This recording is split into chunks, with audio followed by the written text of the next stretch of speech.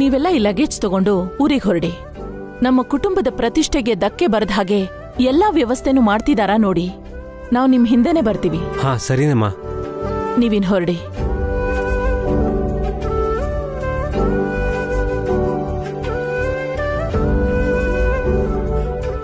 ನೋಡು ಕೈಲಾಶ್, ಅಮ್ಮ, ರಾಧಿಕಾ ಅವ್ರನ್ನ ಕರ್ಕೊಂಡು ನಾವಿನ್ನೊಂದು ಗಂಟೆಲಿ ಹೊರಡೋಣ. ಸರಿ ಅಮ್ಮ.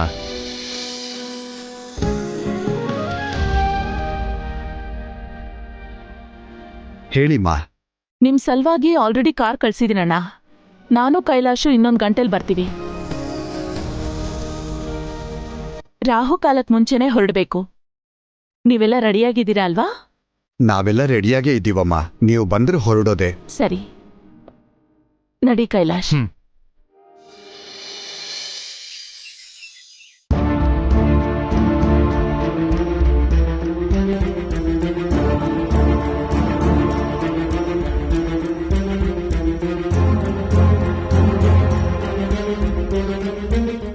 ನಾನು ಮನೆಗೆ ಹೋಗ್ಬೋದಾ ಡಾಕ್ಟರ್? ಹೋಗ್ಬೋದು, ಆದ್ರೆ ಹುಷಾರಾಗಿರ್ಬೇಕು.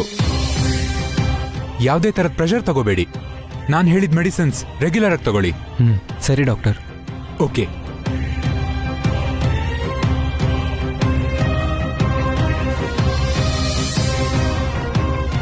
ಏ ಸಾಯಿ, ಕೂಡ್ಲೇ ನಾವು ರಾಧಿಕಾ ಮನೆಗೆ ಹೋಗ್ಬೇಕು.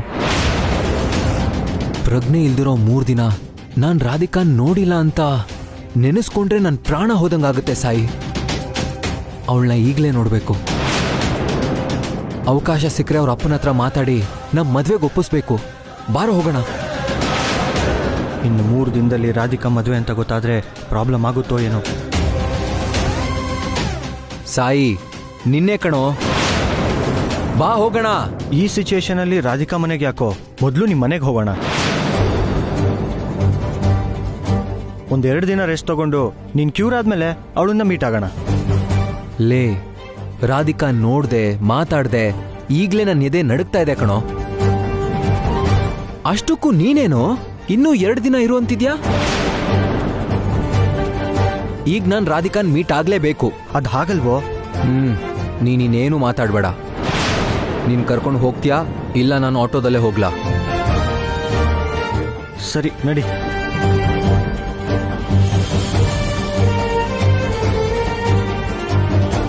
ಅಯ್ಯೋ ದೇವ್ರೇ, ರಾಧಿಕನ್ ಮದುವೆ ಅಂತ ವಿಷಯ ಗೊತ್ತಾದ್ರೆ ಅಮರ್ ತಡ್ಕೊಳಲ್ಲ. ನೀನೇ ಹೇಗಾದ್ರೂ ನಮ್ಮನ್ನ ಪಾರ್ ಮಾಡಪ್ಪ ದೇವ್ರೆ.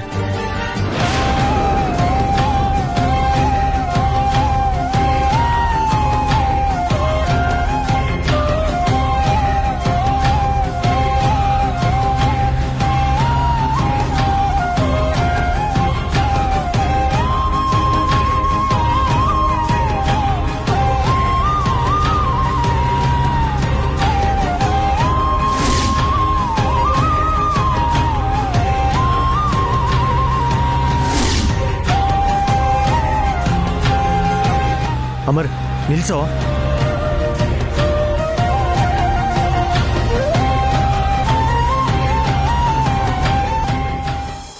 ಅಪ್ಪ ಇದ್ ತಗೊಳ್ಳಿ. ಅಮ್ಮ ಇಲ್ ಕೊಡು.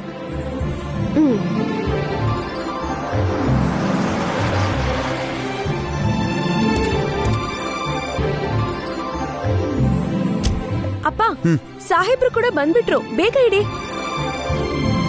ಹಾ ಅಕ್ಕ,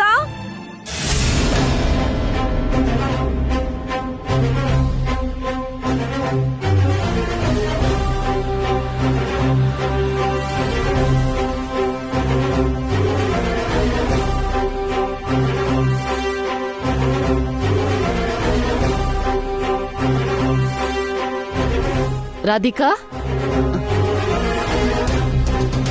ನಮಸ್ತೆ ಅಮ್ಮ. ನಮಸ್ಕಾರ.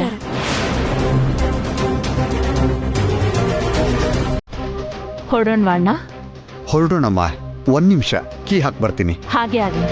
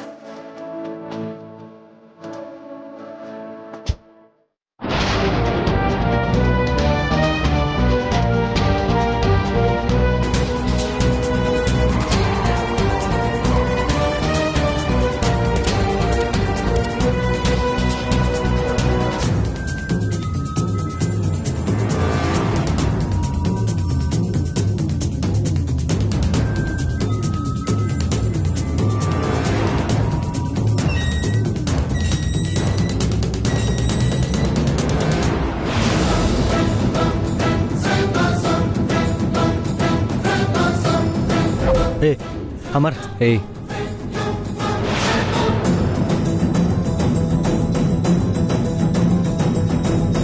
ಏ ಅಮರ್, ನಾನು ಹೇಳೋದು ಕೇಳೋ. ಅಮರ್,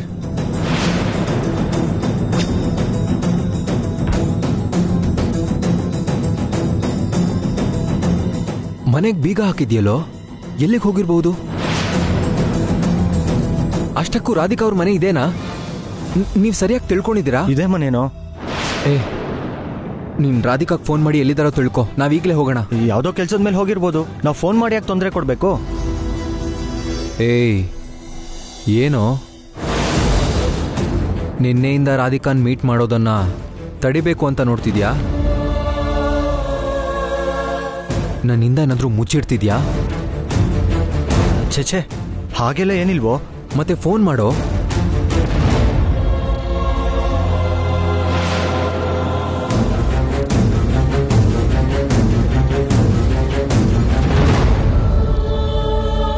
ಏಯ್, ನಾಟ್ ರೀಚಬಲ್ ಬರ್ತಿದ್ಯೋ? ಒಂದು ನಿಮಿಷ ಇರು, ನಾನು ಇಲ್ಲೇ ಪಕ್ಕದ ಮನೆಯವ್ರ ಹತ್ರ ಕೇಳ್ಕೊಂಬರ್ತೀನಿ.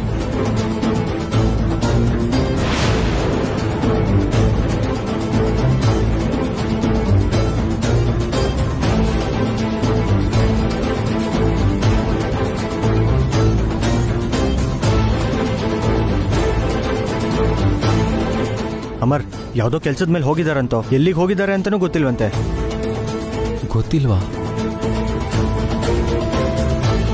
ಏಯ್, ನೀನು ಟೆನ್ಷನ್ ಮಾಡ್ಕೋಬೇಡ್ವೋ. ನಿಂಗದು ಒಳ್ಳೇದಲ್ಲ. ಬಾ, ಮನೆಗೆ ಹೋಗೋಣ. ರಾಧಿಕಾನ್ ಮೀಟ್ ಮಾಡಕ್ ಮತ್ತೆ ಬರ್ಬೋದು. ಬಾರೋ.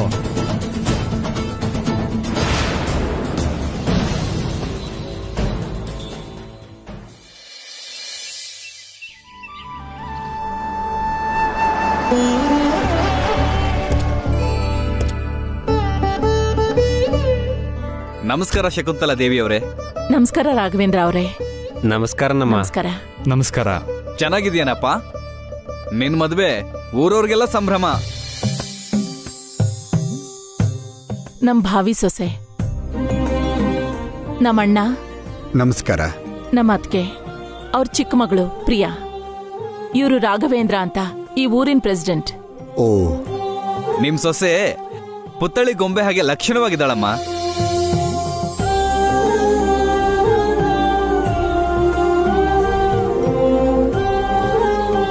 ಮತ್ತೇನ್ ಅನ್ಕೊಂಡಿದೀರಾ? ನಮ್ಮಕ್ಕ ಅಂದದಲ್ಲಷ್ಟೇ ಅಲ್ಲ, ವಿನಯದಲ್ಲೂ ಬಂಗಾರನೇ. ಅಮ್ಮ, ಶಕುಂತಲಾ ದೇವಿಯವರು ಆಸ್ತಿಯಲ್ಲಿ ಅಷ್ಟೇ ಅಲ್ಲ, ಗುಣದಲ್ಲೂ ಐಶ್ವರ್ಯವಂತರೇ. ನಮ್ಮೂರವ್ರಿಗೆಲ್ಲ ಅವರಂದ್ರೆ ತುಂಬಾನೇ ಗೌರವ ಇದೆ. ಇವ್ರ ಮನೆಗೆ ಸೊಸೆಯಾಗಿ ಕಾಲಿಡ್ತಿರೋದು ನಿಮ್ 7 ಜನ್ಮದ ಪುಣ್ಯ.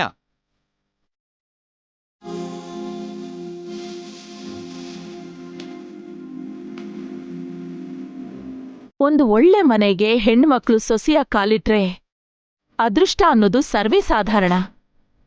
ಆದ್ರೆ ನಮ್ಮ ಕುಟುಂಬದ ಘನತೆನ ಹೆಚ್ಚು ಮಾಡೋ ಪದ್ಧತಿಗೆ ಪ್ರತಿರೂಪದಂತಿರೋ ರಾಧಿಕಾ ನಮ್ಮ ಕೈಲಾಶ್ಗೆ ಹೆಂಡತಿಯಾಗಿ ಬರ್ತಿರೋದು ಆ ದೇವ್ರು ನನಗ್ ಕೊಟ್ಟಿರೋ ವರ.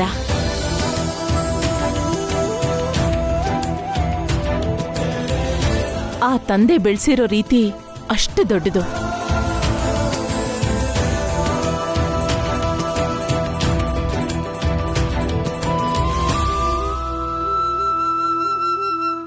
ರಾಘವೇಂದ್ರ ಅವರೇ, ಎಲ್ಲ ತಯಾರಿ ಆಗಿದ್ಯಾ? ಎಲ್ಲ ಸಿದ್ಧವಾಗಿದೆಯಮ್ಮ, ಬನ್ನಿ ಹೋಗೋಣ. ಅಣ್ಣವ್ರೆ ಬನ್ನಿ.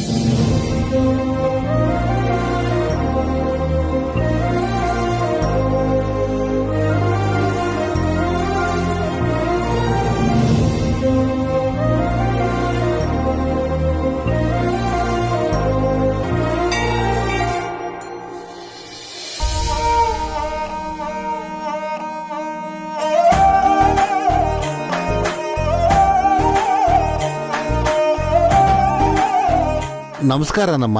ನಮಸ್ಕಾರ ಅಣ್ಣ.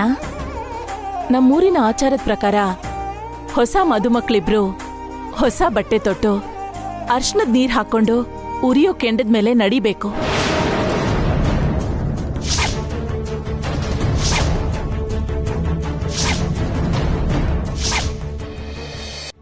ಅದಾದ್ಮೇಲೆ ಇವರಿಬ್ರು ಮನ್ಸಲ್ಲೇ ಆ ತಾಯಿನ ಪೂಜಿಸಿ ಚಿತ್ತಶುದ್ಧಿಯಿಂದ ಈ ಮದ್ವೆಗೆ ಸಿದ್ಧ ಅಂತ ಹೇಳ್ಬೇಕು. ಶಕುಂತಲಾ ದೇವಿಯವರೇ, ನಾನು ಹೀಗೆ ಹೇಳ್ತೀನಿ ಅಂತ ಬೇರೆ ತಿಳ್ಕೊಬೇಡಿ.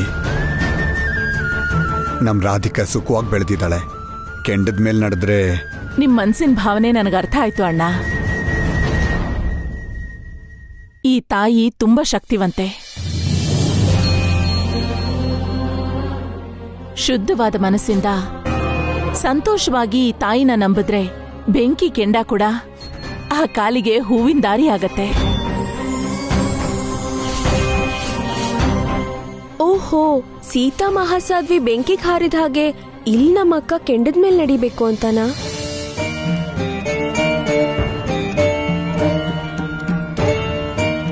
ಹೋಲಿಕೆ ಮಾಡೋದು ತಪ್ಪು ಪ್ರಿಯಾ.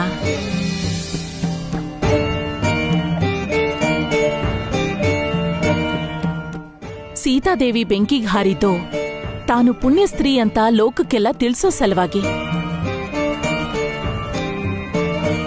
ಸ್ತ್ರೀ ಜಾತಿ ಹೇಗಿರ್ಬೇಕು ಅಂತ ಈ ಪ್ರಪಂಚಕ್ಕೆ ತಿಳಿಸೋ ಸಲುವಾಗಿ.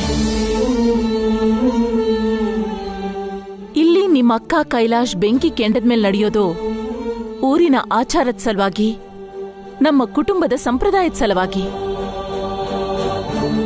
ಪ್ರಿಯಾ ಗೊತ್ತಿಲ್ಲದೆ ಹಾಗೆ ಮಾತಾಡಿದ್ಲು. ನಾನು ಕೆಂಡದ ಮೇಲೆ ನಡೀತೀನಿ ಅತ್ತೆ.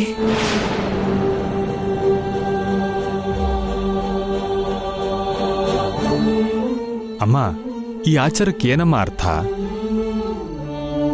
ಮದ್ವೆ ಮುಂಚೆ ಇದನ್ನೆಲ್ಲ ಯಾಕೆ ಮಾಡಬೇಕು? ಮದ್ವೆಗೆ ಮುಂಚೆ ಹುಡುಗಂಗೂ ಹುಡುಗಿಗೂ ಏನೇನೋ ಸಂದೇಹಗಳಿರುತ್ತೆ. ಗೊತ್ತಿದ್ದೋ ಗೊತ್ತಿಲ್ದೇನೋ ಮಾಡಿರೋ ದೋಷ ತಪ್ಪುಗಳಿರುತ್ತೆ.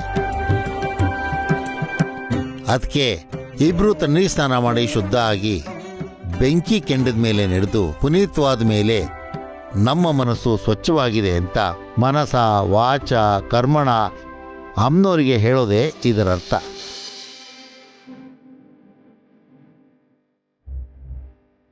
ಪುರೋಹಿತ್ರೆ, ಆ ಬಟ್ಟೆನ ಮಕ್ಕಳಿಗೆ ಕೊಡಿ. ಹಾಗೇ ಆಗ್ಲಮ್ಮ.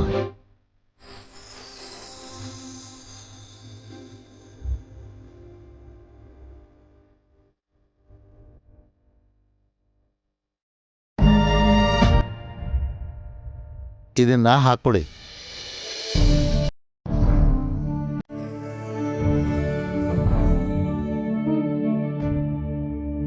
ಸೂರ್ಯಾಸ್ತ ಆದ್ಮೇಲೆ ಕಾರ್ಯಕ್ರಮ ಶುರು ಮಾಡೋಣ.